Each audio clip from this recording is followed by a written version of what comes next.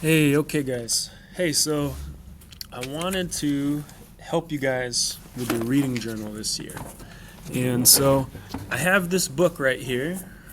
This was this is a version of my book for learning how to read and write when I was in college.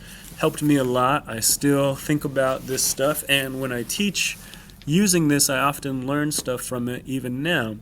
But it's the Bedford Guide for College Writers with a Reader, and here's one of the readings, and it's from a section called The Good Life. In this section, it's different people describing the essential characteristics, qualities, and values embodied by a life that is worth living. And the readings here are designed. Sometimes you're going to agree with it, sometimes you're not going to agree with it. And either way, when you figure out why you think what you think, which arguments support what you think and disprove what the other person thinks, you start to figure out what the good life means to you. And so I wanted to start with this one, and we'll also do one on language a little bit later on, but I thought this one might be interesting. So here's what I'm going to do. I found the PDF for the article, The Right to Fail, which is the first article in this section. I'm going to read it for you guys, and you guys can use this for one of your reading journals if you want. Okay? All right, so here we go. So this is from William Zizner, The Right to Fail. So William K. Zizner, an American critic and writer, was born in New York and educated at Princeton. A former columnist for Look and Life, he has been on the faculty of Yale University since 1970.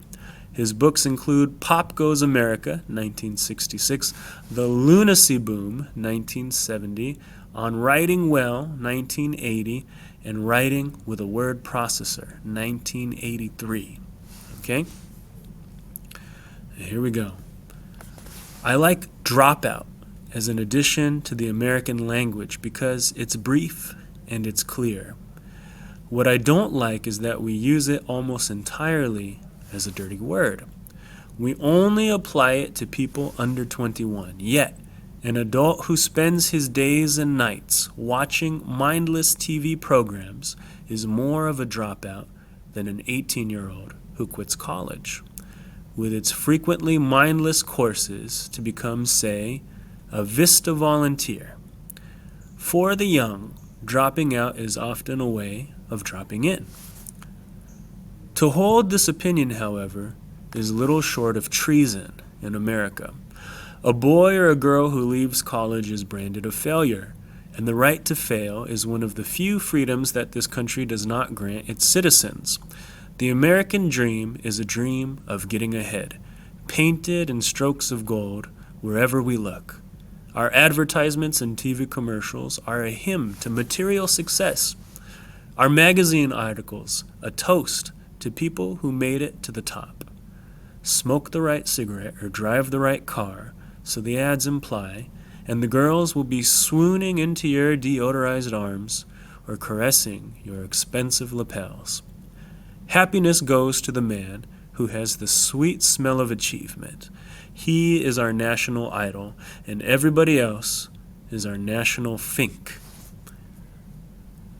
I want to put a word in for the fink, especially the teenage fink, because if we give him time to get through his finkdom, if we release him from the pressure of attaining certain goals by a certain age, he has a good chance of becoming our national idol, a Jefferson or a Thoreau or a Buckminster Fuller, of an Adlai Stevenson, a man with a mind of his own.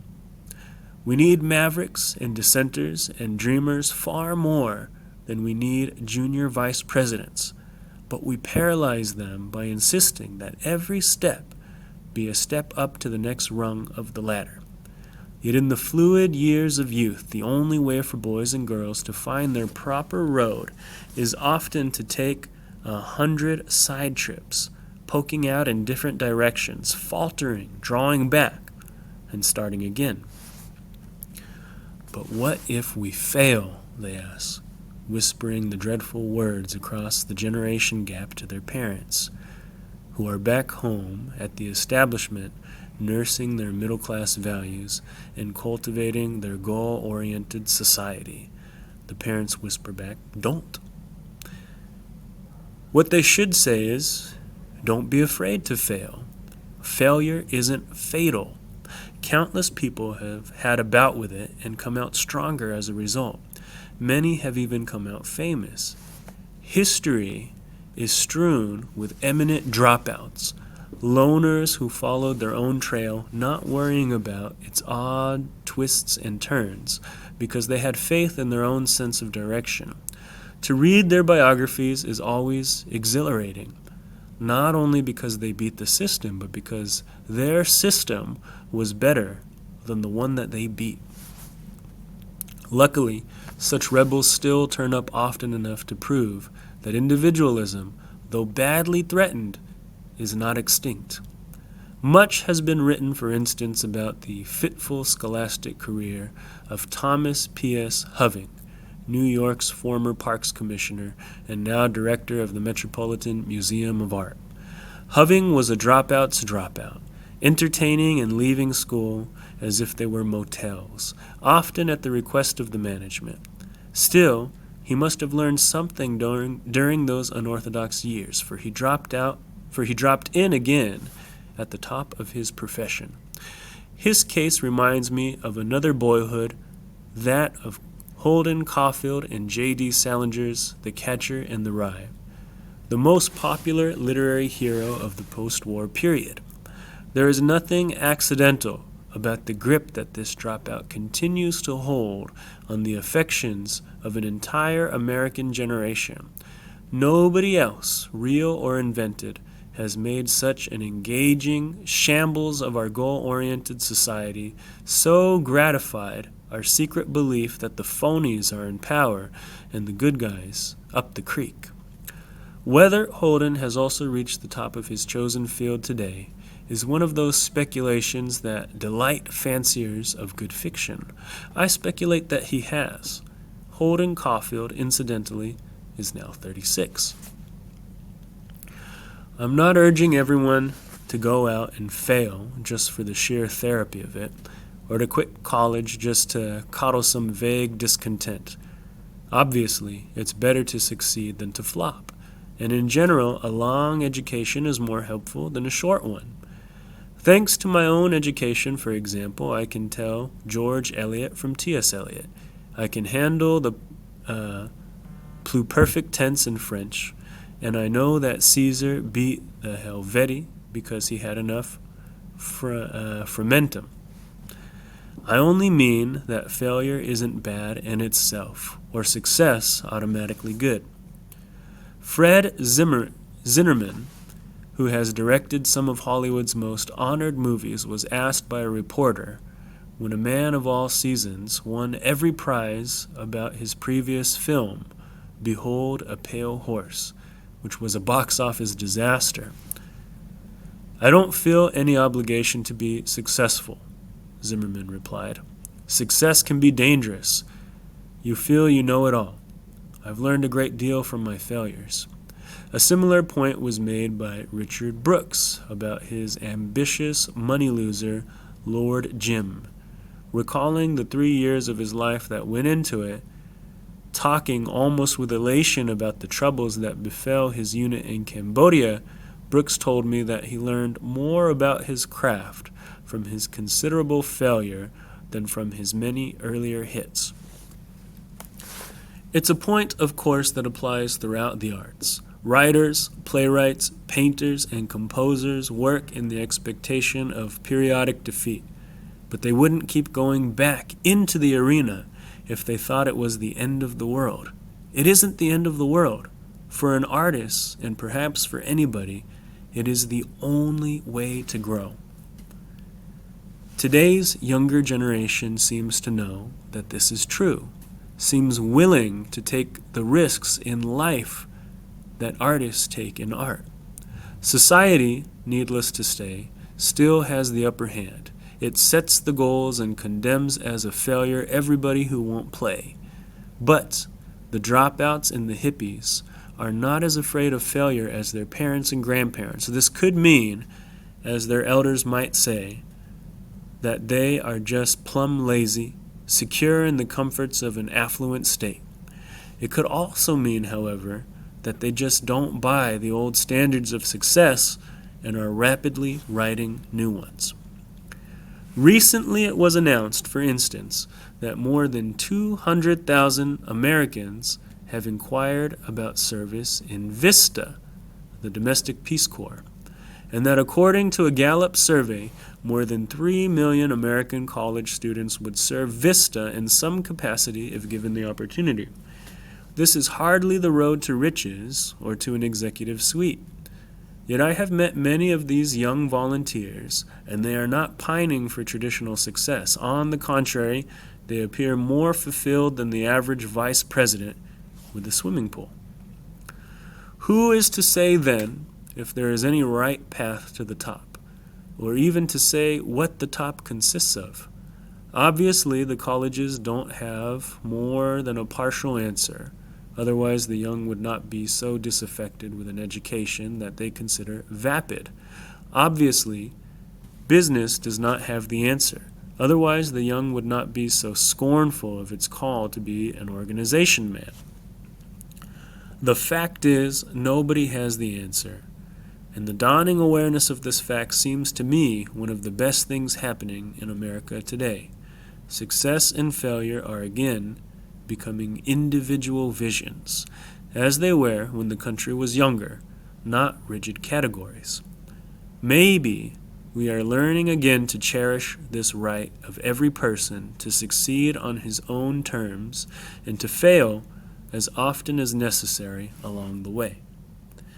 And here's something that's not in my story. So this is Mr. P talking, but this is a little addition. So Chicago Tribune, 5/19/1997. These words, they are almost a poem, belong on posters in schools and kids' bedrooms everywhere, and is Michael Jordan. I've missed more than 9,000 shots in my career. I've lost almost 300 games. 26 times I've been trusted to take the game-winning shot and missed.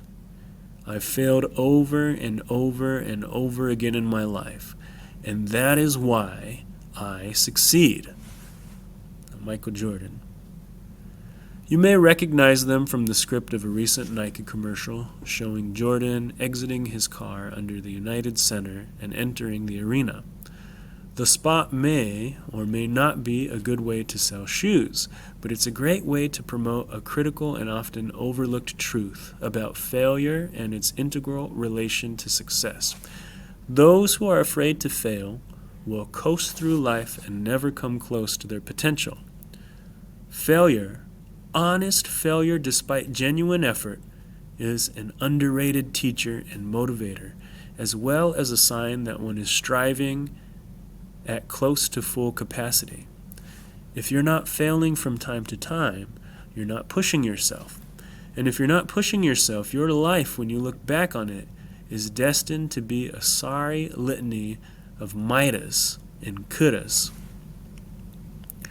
Of all the ways this sentiment has been expressed by great writers and thinkers through the ages, a man's reach should exceed his grasp, and all that, none is likely to resonate in our culture as well as this formulation by Jamie Barrett, who wrote the ad.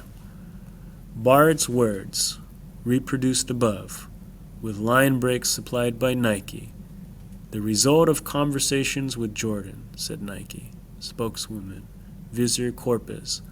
They reflect exactly how Jordan feels. If you're not pushing yourself, your life is destined to be a sorry litany of mightas and couldas. And once again, that quote at the top. I've missed more than 9,000 shots in my career. I've lost almost 300 games. 26 times I've been trusted to take the game-winning shot and missed. I've failed over and over and over again in my life, and that is why I succeed. And that is the end. Okay? A couple questions for you guys, maybe something to tackle in your book if you want it. But here's a question for one. So, what does Zizner mean when he says that dropping out is often a way of dropping in paragraph 2? And why is this especially true for young adults like yourself? If you're interested in writing, here's a good question. Identify some of the concrete examples that Zizner uses to illustrate his points. Are his examples extensive and varied enough to be convincing? Why or why not? Another one, reading critically, Zizner is savvy enough to admit that his position is little short of treason in America. That's paragraph 3. Where else does he acknowledge that his advice might seem outlandish? How does he counter the opposition? So you're looking at writing here. Here's a way to expand your vocabulary. In paragraph 3, Zizner writes, our advertisements and TV commercials are a hymn to material success. So here you go. Define hymn. What does the word suggest about the American attitude towards material success? How does Zizner feel about the American dream? And finally, here's a making connections one. Zizner says in paragraph 13 that the volunteers he has met seemed more fulfilled than the average vice president. How would Miya Tokomitsu, in the Name of Love, pages 590 to 95, view the satisfaction felt by these volunteers? Do you think he would argue that their situation is masking the exploitative mechanisms of labor? Paragraph 32 of her essay. Use quotes from her essay to back up your position. If you're looking at the last one, I will have that essay available for you. Okay, so B14 in future classes, I'll have this PDF up, and I will also include Miya Tokomitsu's In the Name of Love as well. And you can use this for your journal. Remember, your journal response is at the very least 2 paragraphs. It is an objective summary. What was this article about? What did it have to say? Facts from the article, and then a response where you respond to some aspect of the article and you make connections, and you do it in a paragraph format. Okay? And of course, you can go on from there if you feel moved to do so. But for full credit, it's that 2-paragraph response. Okay? All right, guys. Hey, see you guys in class. Bye.